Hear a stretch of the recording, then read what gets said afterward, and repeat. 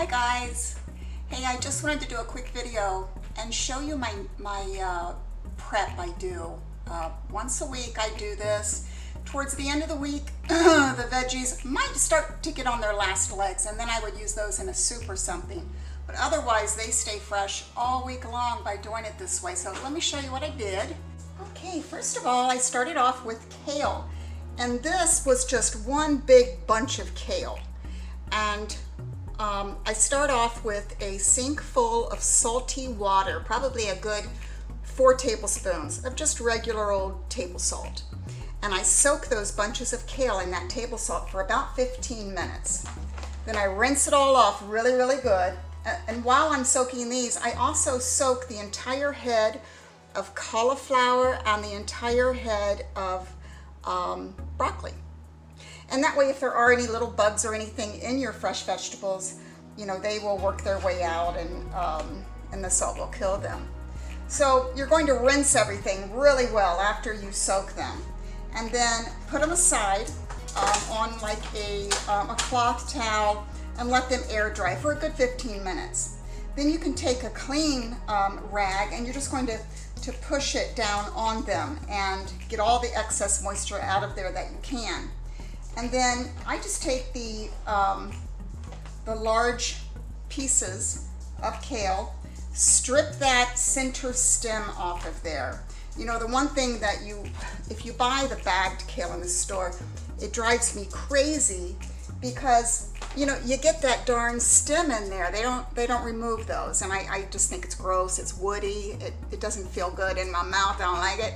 So I prefer buying, you know, the whole bunch of kale, cleaning it myself, removing that stem completely, and you'll find it so much better. I think a lot of people don't like kale because it doesn't feel good. It feels rough. And, you know, as you're cleaning your kale, you're actually massaging it at the same time because you're working it. You're taking off that stem, and then once you take off that stem, you're going to want to break it up into whatever size pieces you like. I just kind of went with sizes that I would like to have in my salad. You can actually mince it up real fine. I do that sometimes and mix it with carrots and cabbage and the kale. But this week I just wanted it to be just kale all by itself. And then the same thing with your broccoli and cauliflower. You're going to rinse that real good, get all that salt water off of it. Break it up into pieces. I leave it pretty big chunks because some of these I will eat raw with some hummus, and some of it I will steam and use as my side dish through the week, or maybe my main dish. It just depends what I want. Carrots, I do a little bit differently. I don't soak those in salt water, and this was a large bag of carrots, the great big carrots. I think a lot of people probably buy them for juicing, but I don't juice things. I like the whole carrot. So on the carrots, I peel them, and then I cut them into whatever sizes you like. I like the sticks like this. And then I put them in my container with about, I would say, a 1/4 cup of lemon juice, which, you know, maybe 1 fresh squeezed lemon or just a 1/4 cup of lemon juice concentrate, whatever you have.